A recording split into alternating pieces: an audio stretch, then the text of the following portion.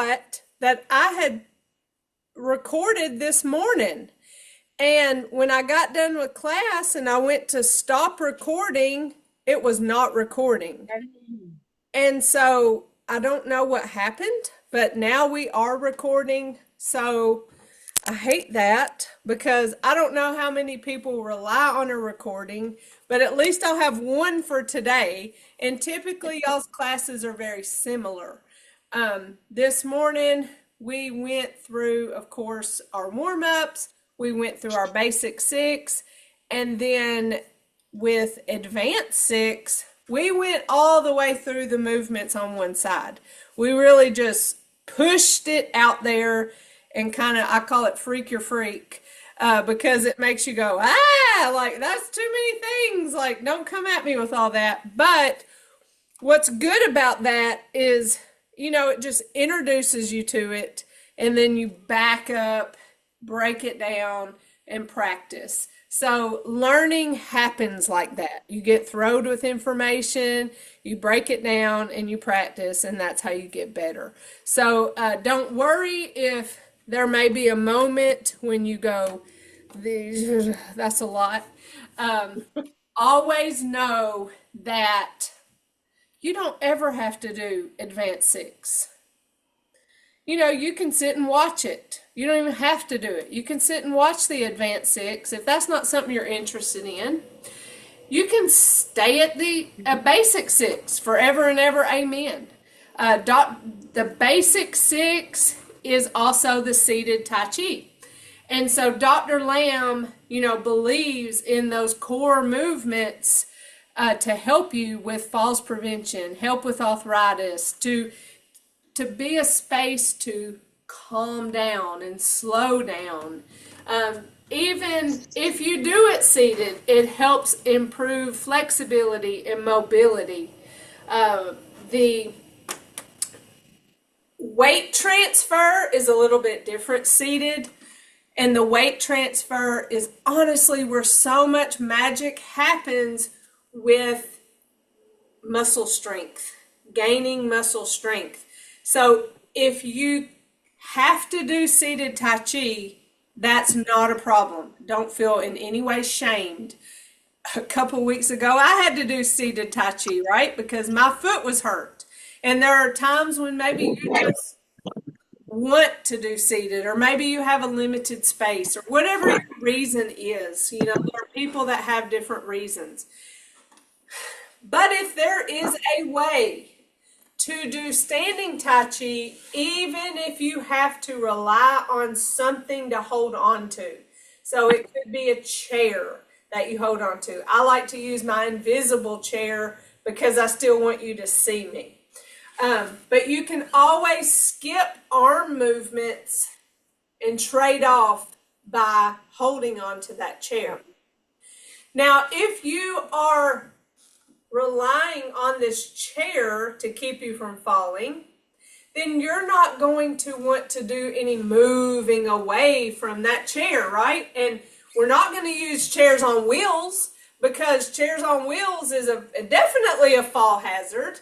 So if we are doing a movement in Tai Chi that involves stepping, to the side like we do in waving hands in clouds, or when we get to our advanced movements, we step forward and we step back.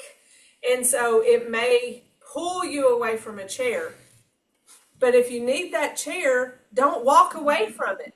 Simply hold on to that chair and practice weight transfer.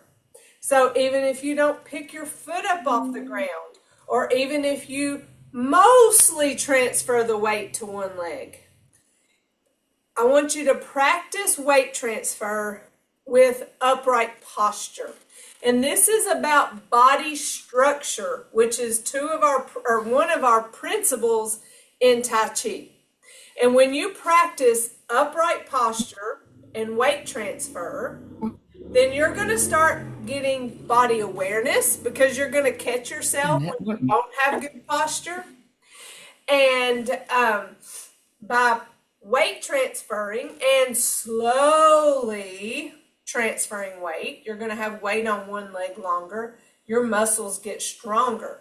And so skip the hand movements, is that's what you have to do, but do what you can to practice weight transfer and upright posture. If that's done from a chair, you can still practice upright posture. Self-explanatory, but weight transfer is a little tricky. So if you push those feet into the floor, push one foot and then release that push the other foot and release that push, then you are engaging muscle. So that's a start. That's just like permission for you to do what you need to do, and always listen to your body. So I talk about principles a lot in Tai Chi because principles guide us all the way through our movements. So even in our warm-ups, we practice principle. And the goal is that when you leave class, then you're aware of how you carry your body and how you place your feet and how you study the environment that you're in that decreases your chance of falls. You may not have a fear of falling right now. You may not have a high chance that you're going to fall. You may be really, really strong. I'm going to tell y'all, I'm really strong, but my tail will fall. And you want me to tell you when? When I get in a hurry. So if I get in a hurry, I'll be tripped up the stairs and fall. So that reminds me, slow down. But we learn that in Tai Chi. Reminder to slow down. Reminder to carry ourselves in such a way that decreases our chance of falls.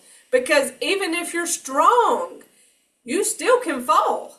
So you don't have to just be weak-muscled, but you will be more likely to fall if you are weak-muscled. And that happens as you get older. And I'm going to start opening and closing my hands and pumping my arms. This morning I was cold whenever we started class. My hands were really cold. And I've told y'all before about how the environment that you're in affects the way your muscles work. And we want to work with warm muscles. It lessens our chance of injury. And our body just moves better. So I want you to so many of them. listen to your body. Start where you are and grow from there. All right. Oh, but it was chilly this morning, y'all. It was in the 50s. I'm sure it was chilly at y'all's house too. And I welcome it because this summer was hot, wasn't it? Yep, it was. Oh, good Lord. All right, so I think I was in the middle of a thought, but we'll go ahead and get started with our warm-ups, going from neck to ankle. And we get in our stable stance with our feet about shoulder width or hip width apart. Our shoulders are relaxed. We're not holding any tension anywhere. We're breathing.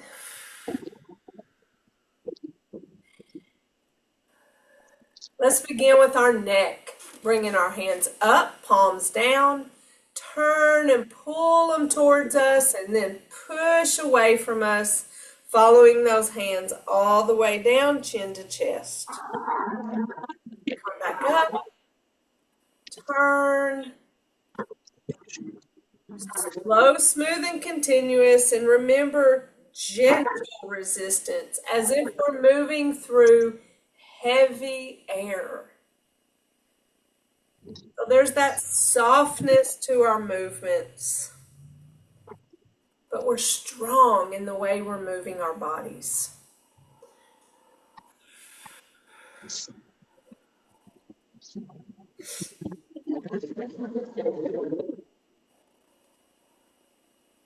Let's drop one hand to our hip and follow this other one as we look to the side.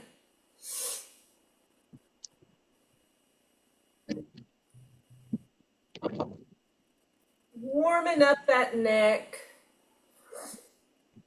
I encourage you to do these warm-up movements every single day to just get your body ready for the day, ready for movement, because it warms up and stretches all of your major joints.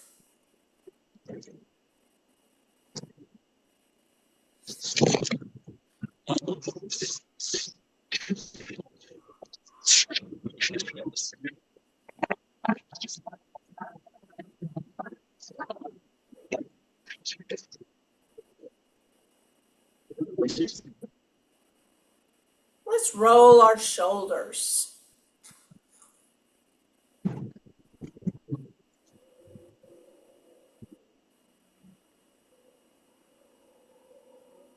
And back, small circles. Almost feels like a massage.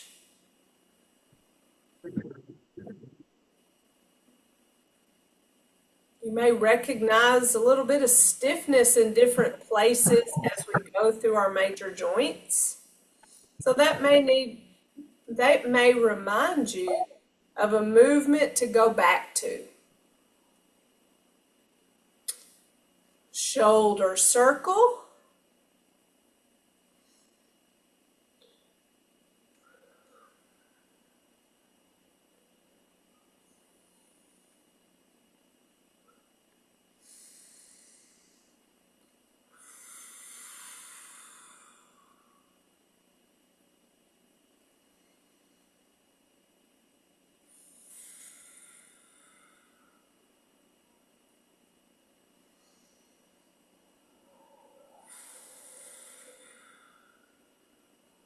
That motion right there is meditative and helps you practice that breath. Let's go to our spine. From our ball, we separate and push up and down at the same time. Thinking about that spine lengthening. We're stretching it vertical. Always feel like we're playing vocabulary when I say vertical and horizontal. Those are smart words. But vertical, we're stretching it up and down. Think about all those little pieces and parts of my spine, just getting some room to breathe and not pushing into each other, getting too relaxed. You know, we're shorter at the end of the day because of gravity. It kind of collapses all our bones and joints. So this kind of movement helps stretch us back out.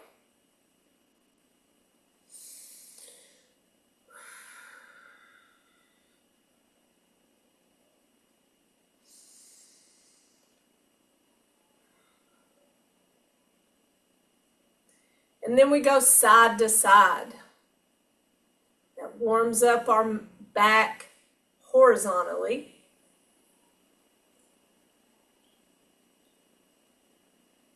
I'm reminding you to not go as far as you can go. It's a short trip, just above one knee to just above the other. This prepares us for our waving hands in clouds. It's a similar movement for our torso, and also in a way where we follow the direction of the hand that's on top, and then we switch and go the other way. So Dr. Lamb, you know, he's still alive. He is a medical doctor and a Tai Chi master. So all of these movements he designed with purpose. To our hips, we're going to shift our weight to one leg, heel forward, hands back. And this is where the movements get more challenging because of weight transfer. So hold on to your chair or your wall or a table, something that's stable, and give your body a chance to hold that weight on that one leg as you move the other. Or if you're not ready for that, just simply hold weight on one leg.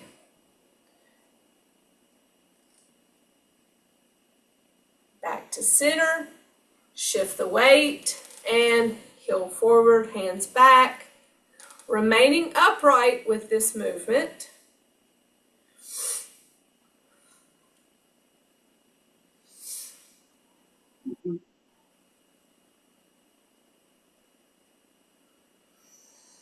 I get going and I forget which way I'm supposed to go. Well, that's because our brain is challenged. It doesn't want to do the cross-lateral movement.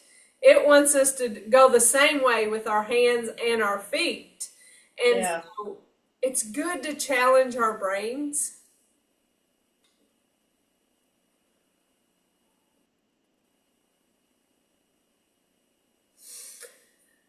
Shifting weight and tapping. So this is another good example of being able to hold on to your chair as you shift weight. But it is scary if you don't have good balance to lift a foot off the ground while weight is on one leg. So if that's the case, then keep both feet on the ground and shift the weight. And then you know that you can always give weight to that other leg and not worry that it's out here. So listen to your body and what it needs, but also don't be afraid to challenge it a little bit.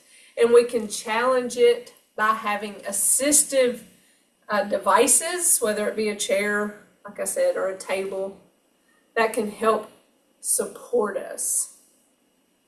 For our knees, we have our loose fist. We're going to shift weight, lift, tap and punch, bring it back, shift, lift, tap and punch.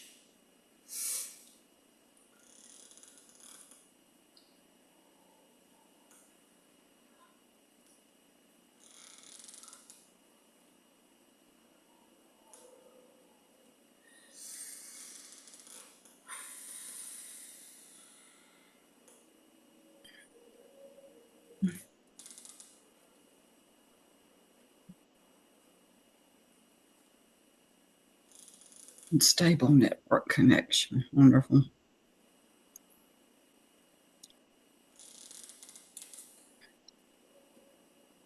Are you on a tablet? Is that what it's saying? You have an unstable connection? Are you on a Claris tablet or is it something else? Laptop. Laptop.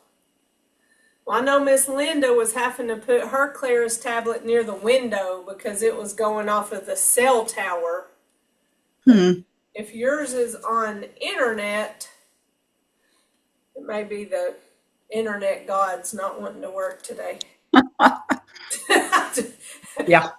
Y'all know I know a little bit about technology, and somehow I got put into this technology land, and Miss Linda has a lot of faith in me that I can figure things out, but really I don't know what I'm doing. I'm just guessing. You know what you're doing. I'm good at fooling you then, because I really don't. Well, you're good at figuring it out, that's for sure. I don't like to be beat by things, so if it's technology trying to beat me, I get determined. All right, for our ankles, that's just my kind of personality. Can't take for something to beat me.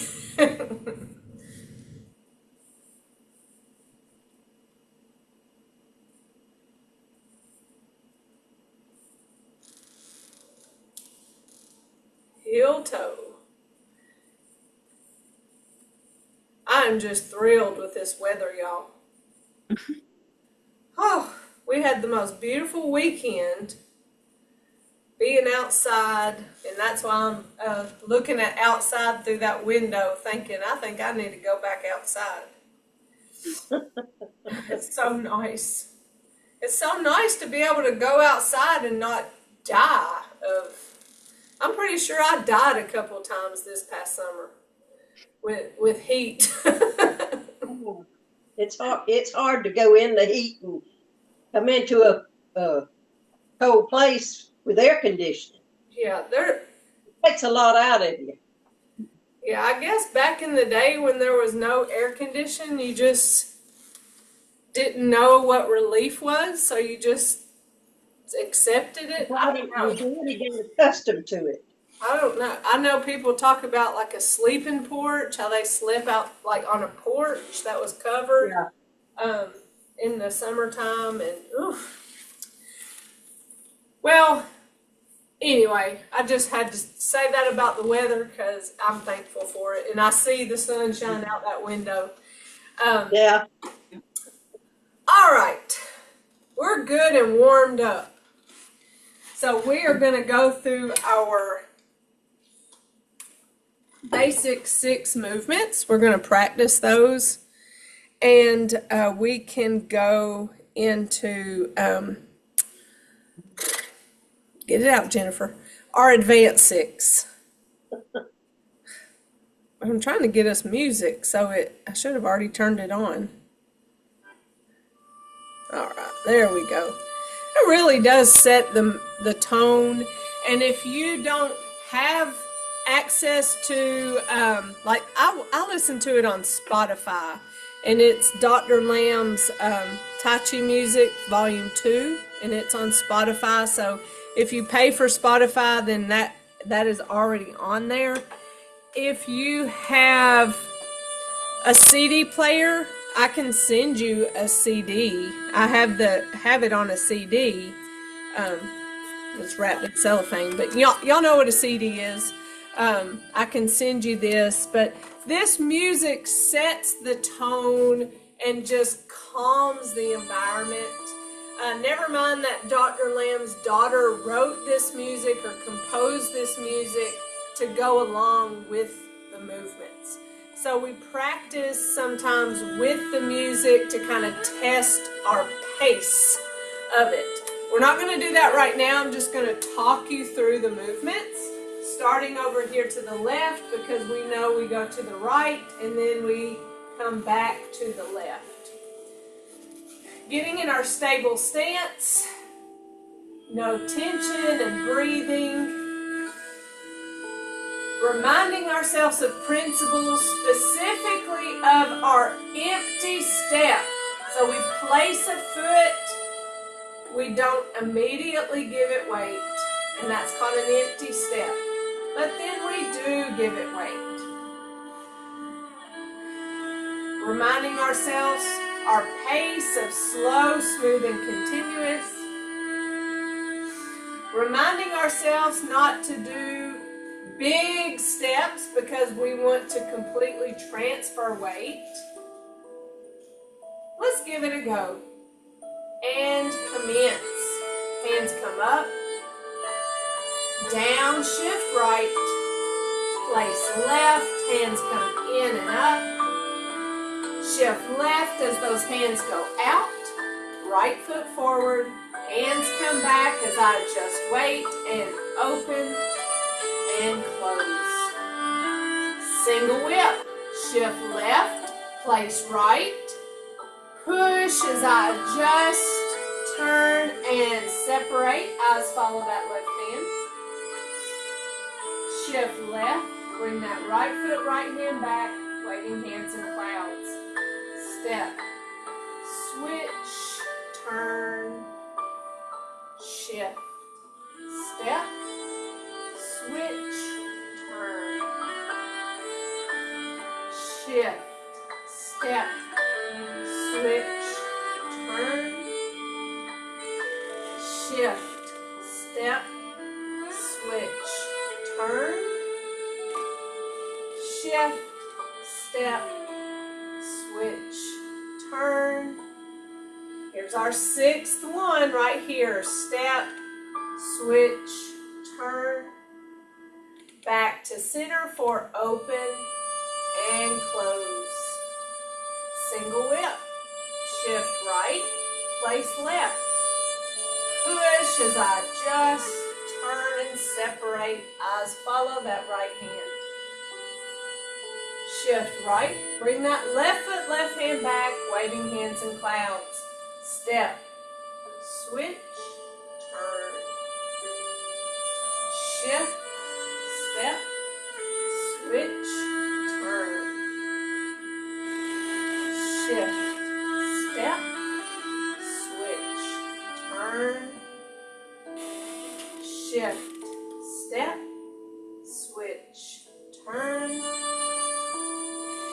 shift, step, switch, turn,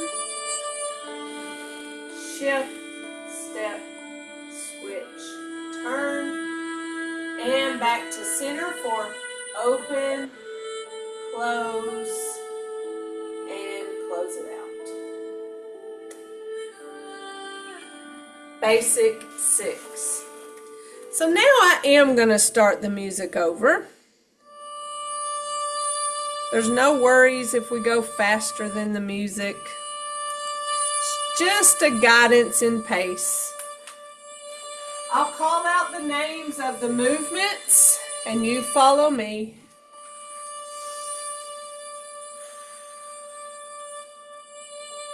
And commence.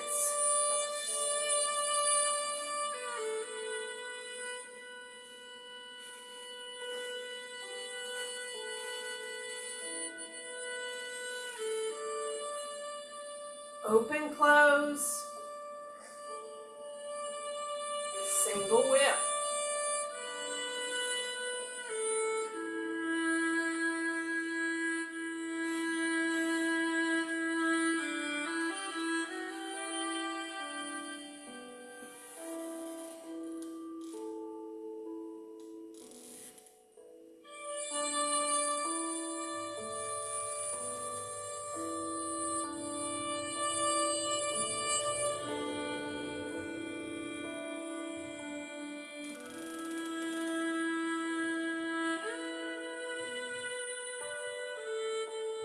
open, close, single whip,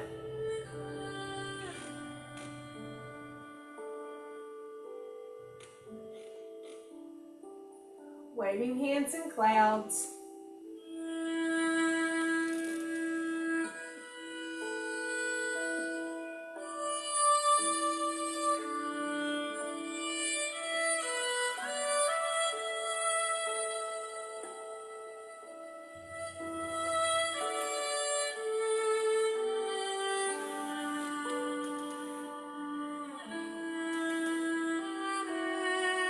open, close,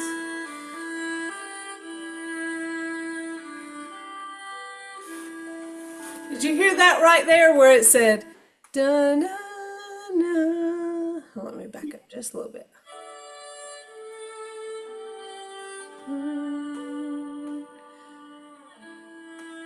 It's right here.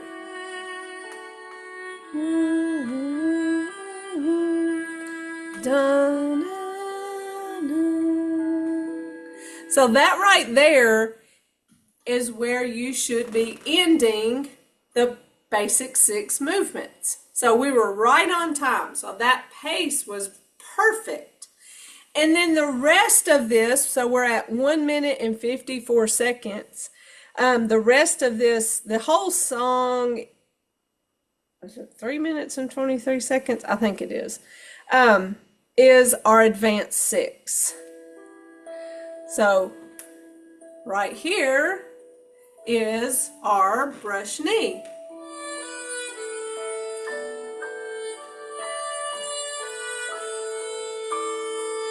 And all the way until the end. So that's the music that Dr. Lamb's daughter composed just for these movements. And it doesn't matter if you go that pace, it's just a guide. And it's definitely a reminder of slow, smooth, and continuous. So as we learn, we kind of check ourselves with the music. And if we are completely done with our basic and advanced 6, and there's a whole minute left, then we know we need to slow down a little bit. And then we try it again and see where we land. And so it's just a test of slowing down because it's so hard for us to slow down. We are used to going faster And slowing it down is just good for our soul. It helps reduce our stress and anxiety. But also by weight transferring slowly, we're improving balance and coordination and strengthen muscles. So it's not just about staying to the right time of the music. It's encouraging principle and getting the benefit. So we're going to practice our basic 6 a few more times. All right, here we go. We're not worrying about the music. And commence.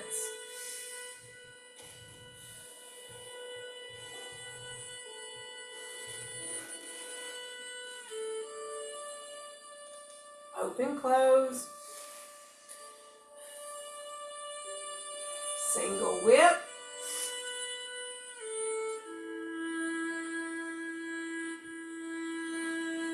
Waving hands in clouds.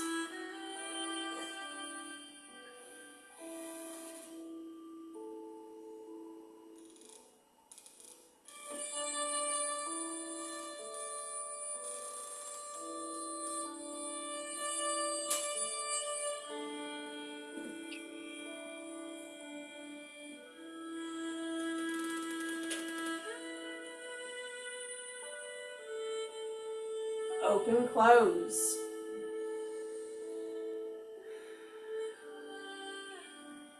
Single whip.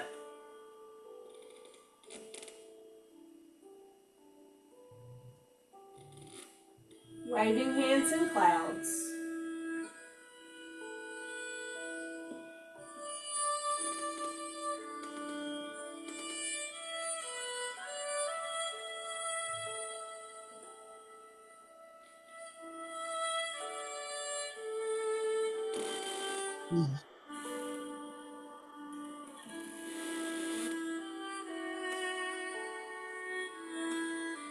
Open, close.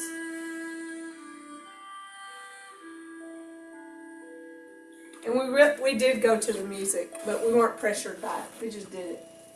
All right, let's do it again. It is 2:04. Let's do it one more time, and then we're going to start going over our advanced movements. And commence.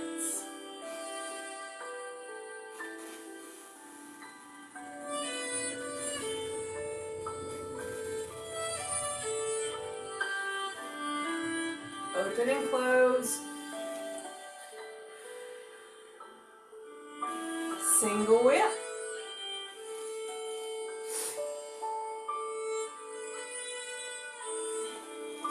Waving hands in clouds.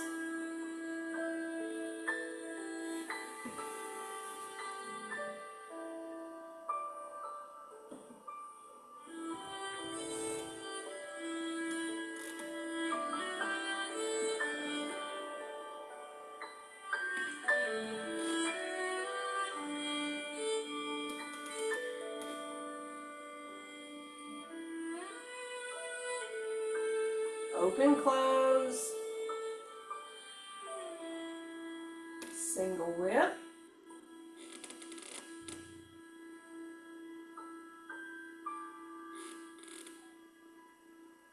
Waving hands in clouds.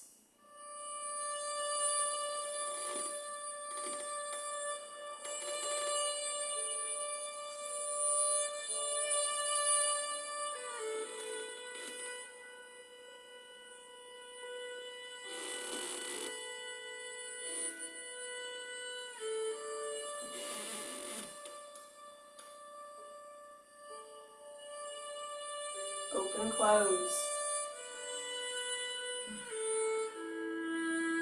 And close it out.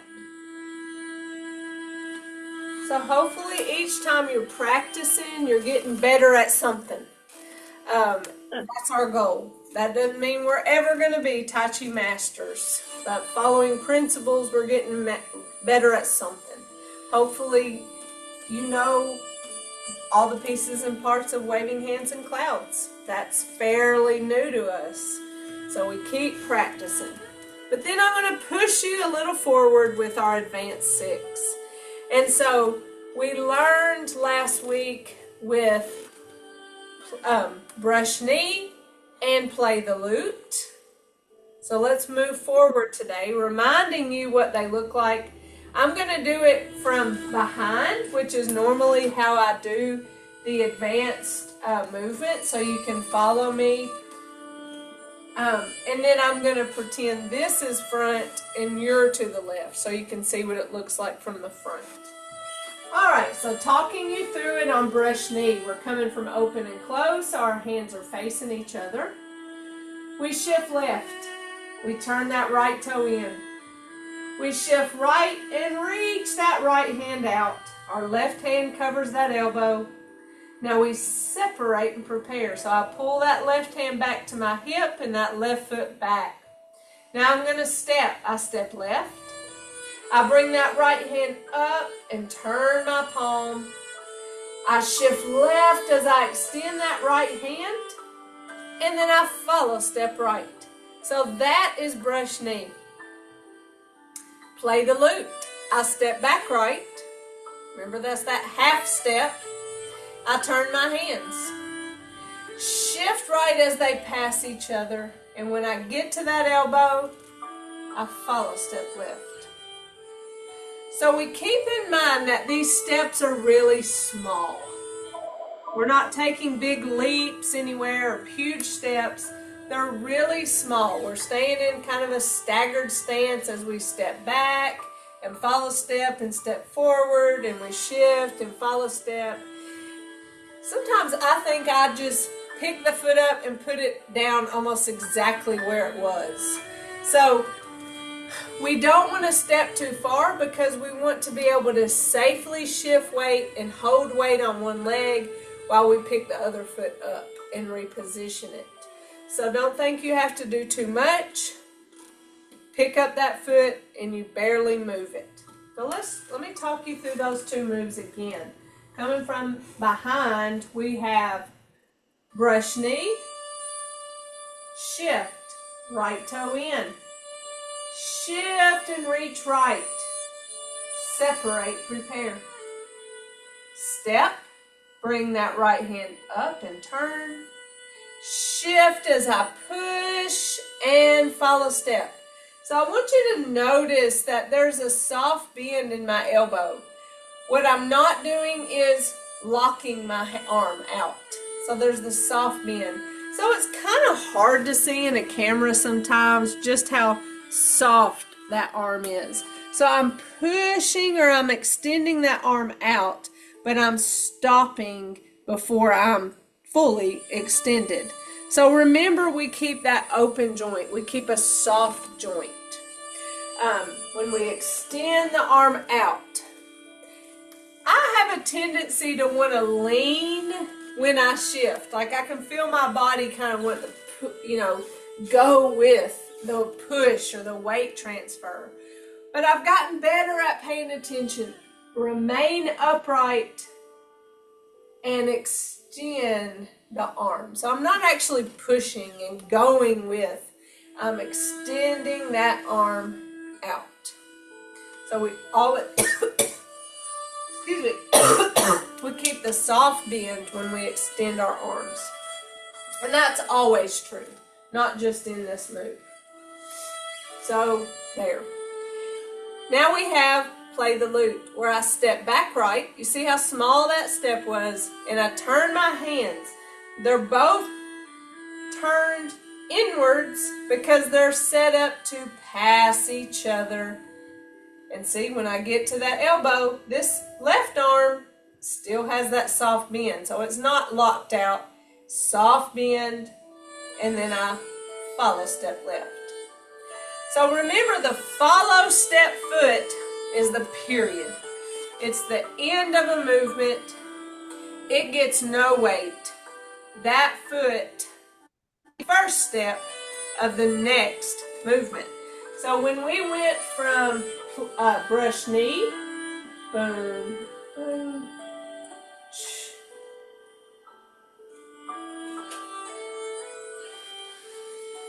there, that right foot is the follow step, that period.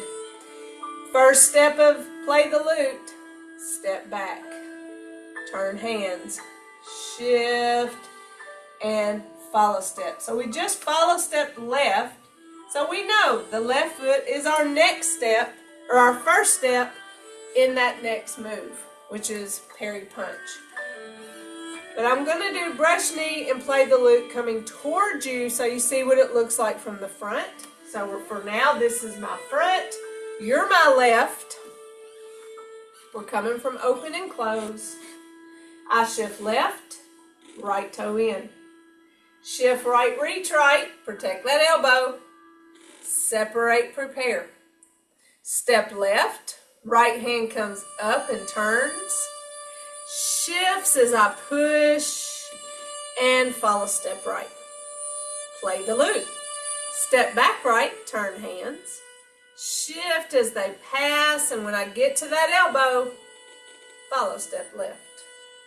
So I think that gives you a good viewpoint on what it looks like from the front. So you see that push, or you see that hand come up and turn and then push.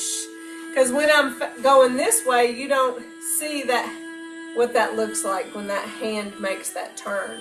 And it's really soft. We laid it out, right? So whenever we laid it out, it's out in front of us. But because we stepped, that hand stayed in that position. The hand didn't come with us. The hand stayed facing that front, so that when we take that hand, this hand with us, we have to pull it up and turn. Now it's ready to go to that left. Follow step. Step back, turn hands, shift as they pass, and follow step. All right. Are you feeling okay about those first two moves? Yeah, I am. Good. Well, they're advanced moves, and like I said, don't stress yourself about perfect learning them. It's a journey. There's a lot going on. Parry punch is our next move, and it's a little bit complicated because the rhythm is broke. But once we survive parry punch, survive is such a terrible word to use. Once we grasp parry punch, then we're home free. And what I mean by that is the last two moves are called block and close and push the tiger, or push mountain, or push the tiger up the mountain, whichever one you like. And the way they look is I step back and my hands come, as I shift, my hands come to my hip. That's block and close. And then push the tiger is step forward and extend my arms forward and follow step. So those last two moves are advanced. I'm kind of skipping that parry punch just to make you feel better, to go, oh, okay, after this, all I have to do is step back, bring my hands to my hip, and then step forward and extend my arms out. And then I'm done. I can go back to the front, open and close, and then I can close it out. So get through parry punch and we're home free. Backing up, play the loop. So our hands just passed each other, right? And our hands are, going back to our vocabulary, vertical. They're up and down. Pass and stop at that elbow. Parry punch has the same hand movement, but it's horizontal. So we go from up and down to flip. Now our hands are horizontal or sideways. And then we parry. So our hands pass each other again, just like they did in play the lute. And when I get to this elbow, I stop. Now I'm going to flip again. Flip. Now my hands are going to pass each other again, and I stop at that elbow. So 3 arm movements in a row are our hands passing each other and stop at the elbow. The first one is vertical with play the lute, and the next are parries for the parry and punch. Horizontal, flip, parry. Horizontal flip, parry. So here's a few things to think about. On the flip, I think about that waffle maker at the hotel that you pour the, what's that stuff called? Batter. Batter, thank you. I was like, gravy. No, it's not gravy. Batter. You pour the batter in and then you lock it and then you flip it. And that's what that move reminds me of, is I flip, and then the parry part of it, where our hands pass, I think about putting on those long white gloves. So you're pulling those white gloves on all the way to the elbow. Then you flip your waffle, and then you put your white gloves on, because that makes total sense. But that flip reminds me of that, and then here. But think about putting on the gloves, or at one point I was calling it pet the kitty. Like I was pretending there was a kitty cat sitting on the my forearm, and I was petting the kitty. And then I was petting the kitty, because it kind of has that softness to the movement because of principle. So pet the kitty and pet the kitty. So whatever works for you. If you're allergic to cats, you might want to put on the white gloves. You might not like cats. I don't want a cat sitting on my hand. I don't want them to scratch me. So, or my arm. So maybe whatever works for you. But it is parry, flip, parry. So a parry is this movement right here. Parry and parry. 3 moves in a row. We have play the lute. Boom. Now we have parry and parry. Flip, parry, flip, parry. All right, you got the hand movement. Parry, parry. Parry, parry, and then punch. So again, we have our play the lute. We have parry, flip, parry, and then the and. So this hand that's extended becomes a guard, and that's the and. My right hand comes down to my hip and makes a loose fist. So at my front pocket. So that's the and. The final piece is punch. And the punch, this right hand comes from this front hip and glides right over top of that wrist.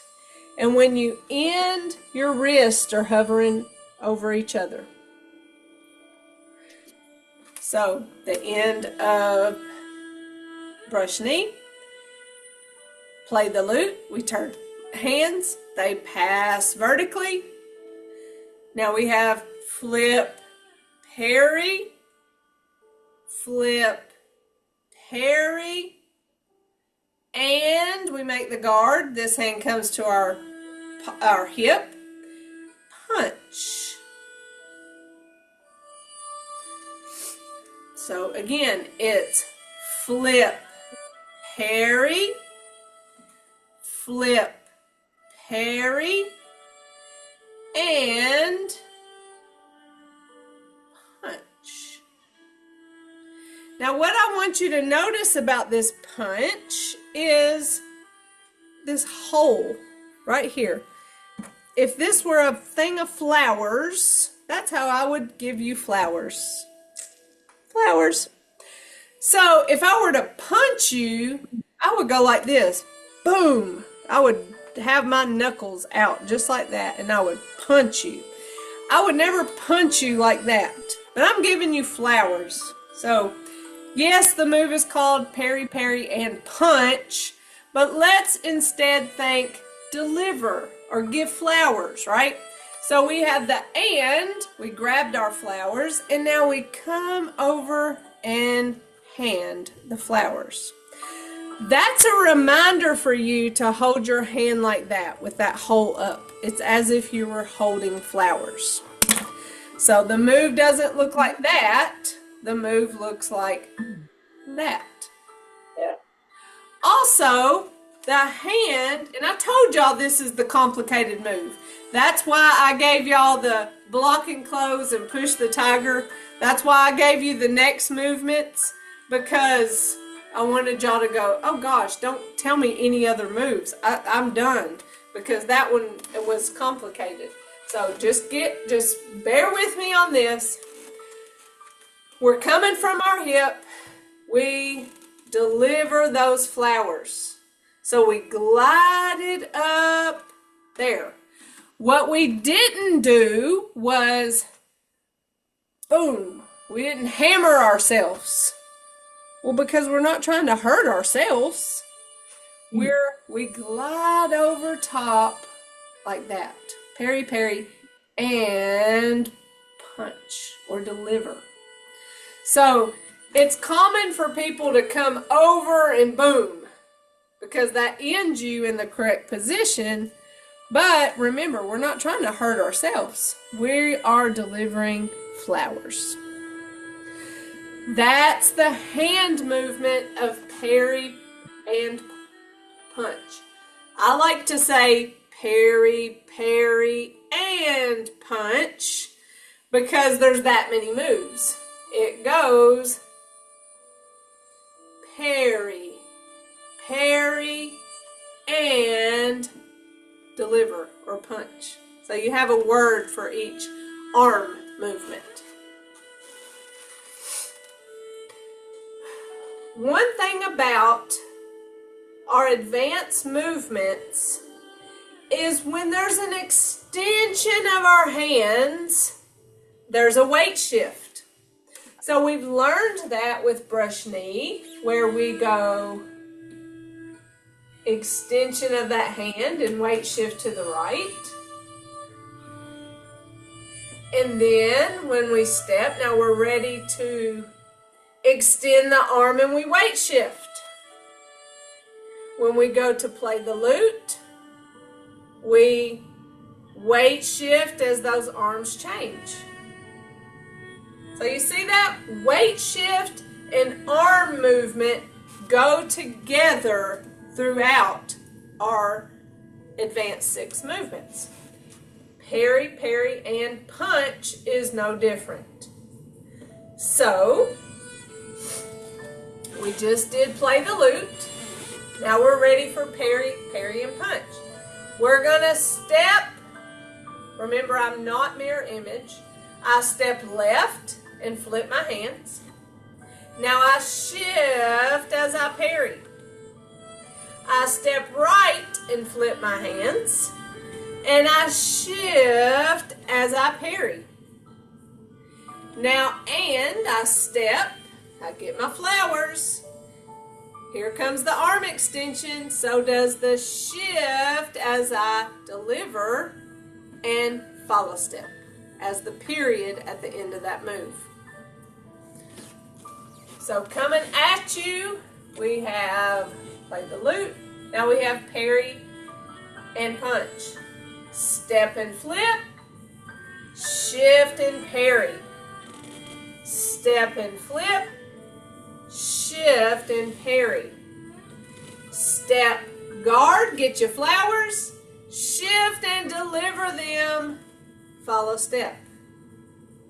Again, we will practice this, but let's take you on out. Block and close. Step back right. Release our hands. Shift as they come to our hips. Follow step. Push the tiger. Step left. Push. And follow step. Then we go to the front. Open, close. And close it out. So that's our advanced movements to one side. Y'all feel good about the direction we're going?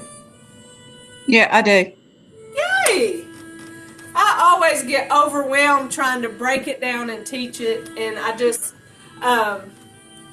try to give you different ways to think about it and see it in different lights. But we will get there. I'm glad that you're feeling good about it, and we'll keep practicing. So let's give ourselves a nice fist massage. We'll pick it back up next Tuesday.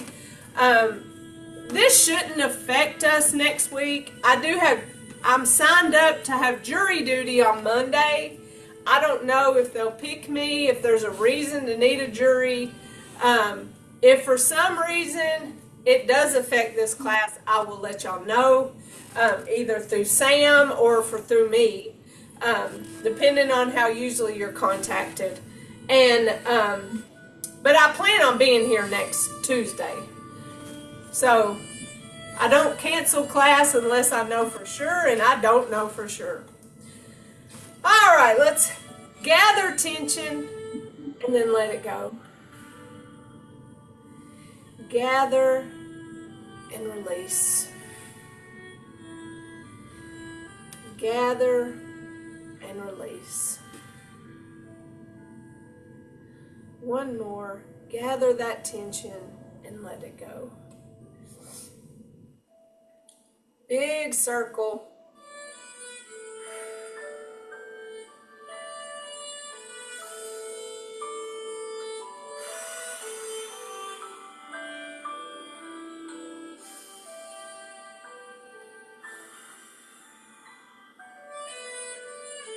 One more.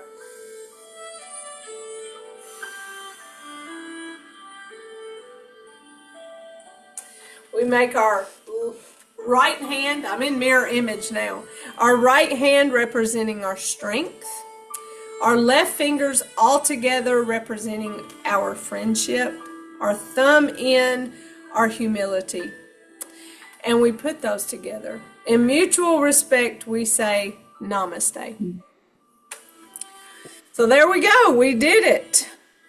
This is week 10. So we have 6 more weeks to practice these moves. You have been introduced to all of them. Not to going to the right yet.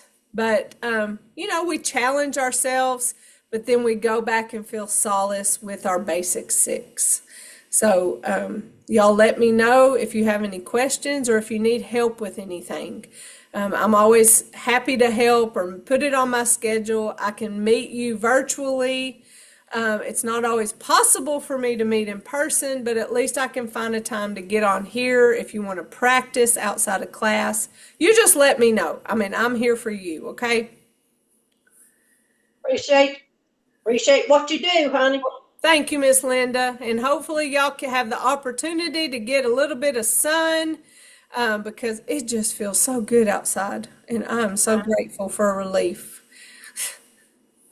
All right. Well, I'll see y'all next Tuesday, okay? Thank you. All right. Love y'all. Have a good rest of the week. You too, darling. Bye-bye. Bye-bye.